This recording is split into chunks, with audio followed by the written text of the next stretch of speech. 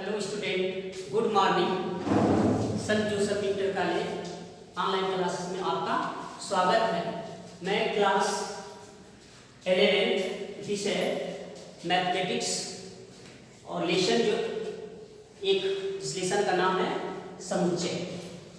तो सबसे पहले समुच्चय किसे कहते हैं उसका परिभाषा हम पढ़ेंगे।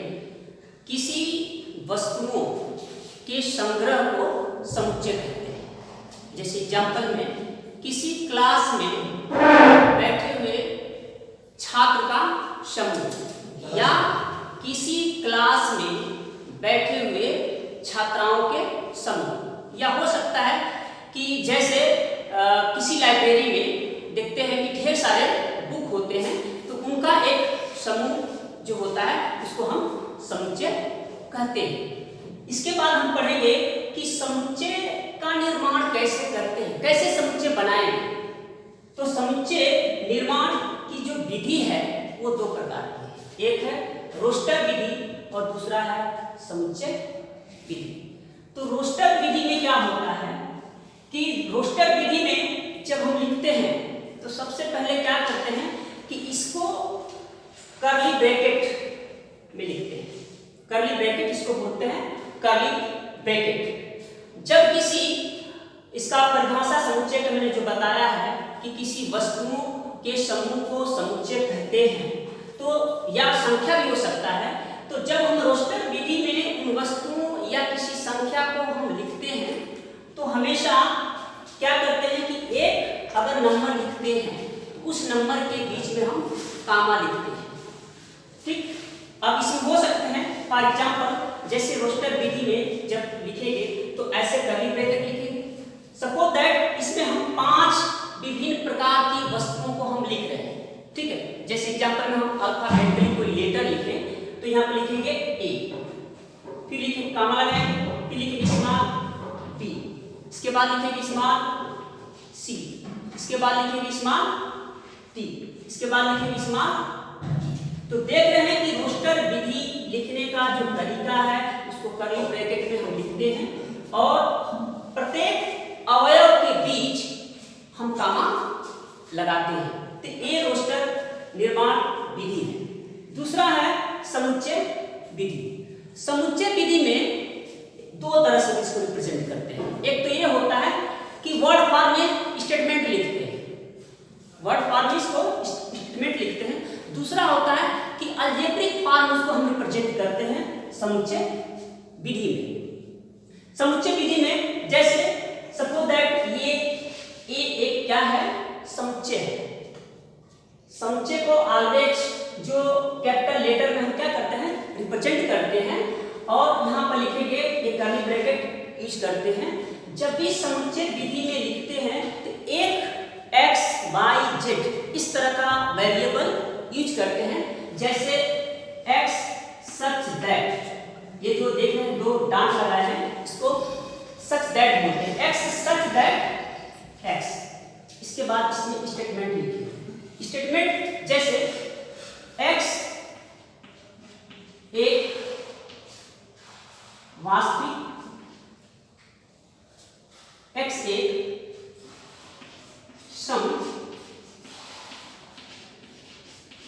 संख्या है जो केवल 4 से विभाजित है।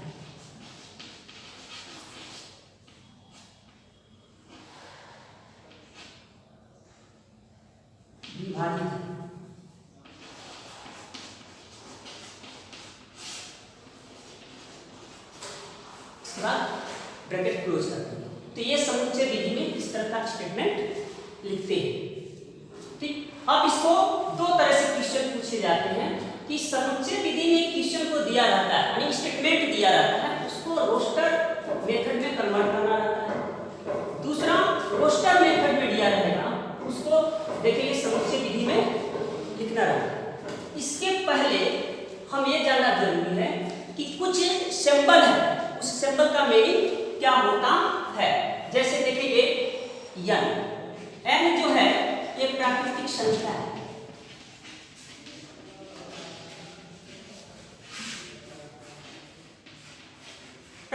संख्या को ये दर्शाता है। दूसरा देखेंगे कि ये आर का मीनिंग है कि ये जो है परिमेय संख्या है।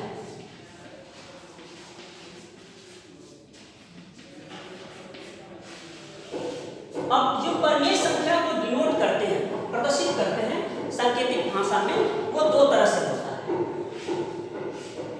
एक देखेंगे आर, इसका आर लिखेंगे, उस पर प्लस लिखते हैं, इसका मतलब होता है कि वह प्राकृतिक संख्या धनात्मक होगी। और दूसरा लिखेंगे कैपिटल आर, इस पर माइनस लिखेंगे, इसका मीनिंग होता है यह जो परिमेय संख्या है वो ऋणात्मक होगी। इसी तरह और देखेंगे, इसके बाद डब्ल्यू भी लिखते हैं, या ये देखेंगे एस, या इसको हम जेड भी लिखते हैं प्लस, इसका मतलब है ये वास्तविक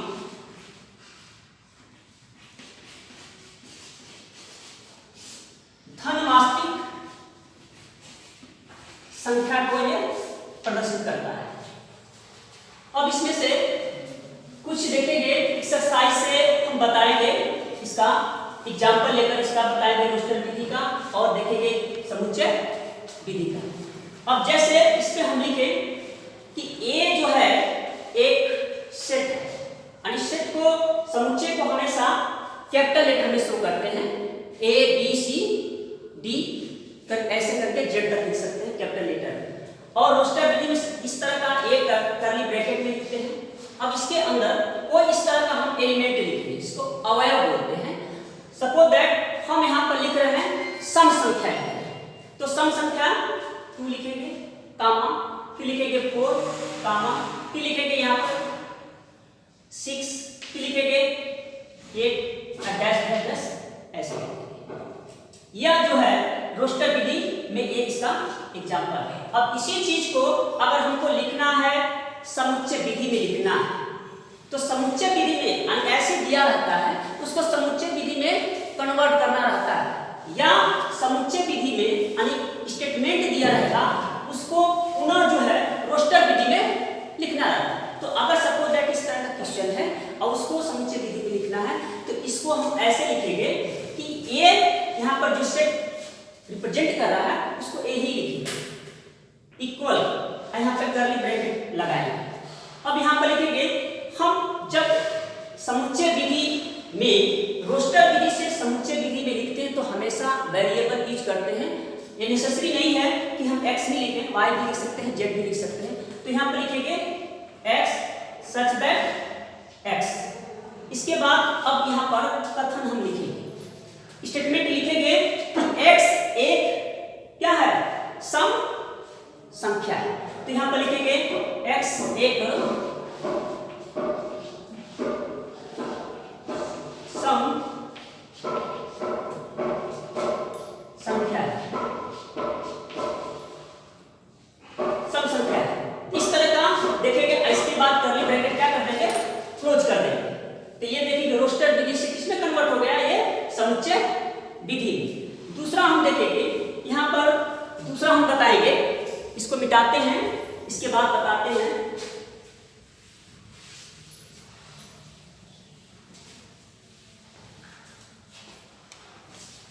कि B एक समुच्चय है। अब जो है समुच्चय विधि से रोस्टर विधि में लिखेंगे B Y such that Y, यह एक विषम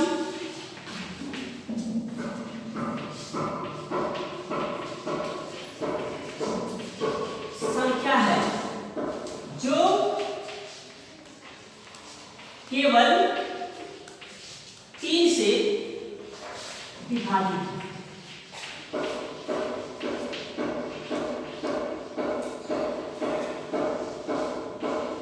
इसके बाद एक कर्ली ब्रैकेट। ये देखेंगे रोस्टर विधि समुच्चय विधि में लिखा गया है। अब इसको हमको लिखना है रोस्टर विधि में कन्वर्ट करना है। ये क्वेश्चन है, इस तरह का ये क्वेश्चन रहेगा जो समुच्चय विधि में दिया रहेगा और उसको कन्वर्ट करके रोस्टर विधि में लिखना रहता है। यहाँ पर लिखेंगे capital B equal to such that. अब y सच दैट y यह एक विषम संख्या है जो केवल 3 से विभाजित है। तो हम वह विषम संख्या इसमें लिखेंगे जो 3 से विभाजित है। तो एक पहला है 3, इसके बाद 6, इसके बाद देखेंगे 9, 3 का टेबल पढ़ते चले जाएंगे, सो ऑन डैश डैश करके लिखेंगे। ये समुच्चय विधि से देखेंगे, रोस्टर विधि में लिखने का क्या है तरीका है। तो क्वेश्चन 2 टाइप के आते हैं। इसके बाद देखेंगे समुच्चय के प्रकार। समुच्चय के प्रकार, तो समुच्चय के प्रकार बहुत सारे होते हैं, लेकिन आज जो है सिर्फ हम 3 बताएंगे, समान समुच्चय और परिमित समुच्चय और देखेंगे अपरिमित समुच्चय। तो समान समुच्चय क्या होता है? यदि ए बी दो समुच्चय ले तो समुच्चय ए की संख्या अवयव समुच्चय बी के अवयव हो तो उसको समान समुच्चय कहते हैं। जैसे एग्जाम्पल में है ए, इसको लिखते हैं ए 2 3 4 1। एक समुच्चय है। इसका परिभाषा क्या लिखा है कि यदि दो समुच्चय ले और समुच्चय ए के प्रत्येक अवयव समुच्चय बी के अवयव हो उसको समान समुच्चय कहते हैं। इसका मीनिंग ये हुआ कि जब ए समुच्चय में जो जो तत्व है तो समुच्चय बी में भी वही जो है अवयव होना चाहिए। ये जरूरी नहीं है कि जिस स्थान पर ये संख्या अवयव लिखे गए हैं, संख्या लिखा गया है, उसी स्थान पर लिखे, उसके क्रम को चेंज कर सकते हैं। 1 2 3 4 यहाँ पर लिख देंगे। देख रहे हैं a इक्वल टू देख रहे हैं कि a में जो अवयव है वही समुच्चय b में भी अवयव है। तो यह a जो समुच्चय है और b जो दोनों समुच्चय हैं ये समान समुच्चय का क्या है एग्जाम्पल। अब जैसे हम ये दूसरा परिमित समुच्चय, परिमित समुच्चय का परिभाषा ये है कि वह समुच्चय जिसमें अवयवों की संख्या क्या हो सीमित हो, मतलब उसको हम काउंट कर सकते हैं, गिन सकते हैं, उसको परिमित समुच्चय बोलते हैं, उसको परिमित समुच्चय कहते हैं। जैसे एग्जांपल में ए एक समुच्चय है, इसमें लिखे ताकि यह 1 2 3 4 ठीक है। इसमें जो अवयव की संख्या है वो क्या है यानी परिमित है, सीमित है, उसको काउंट कर सकते हैं 1 2 3 4। इसी तरह और लिख सकते हैं दूसरा एग्जांपल, ये पहला हुआ ये दूसरा हुआ, इसमें लिखेंगे 3 6 9 इस तरह का, फिर लिखेंगे 12 15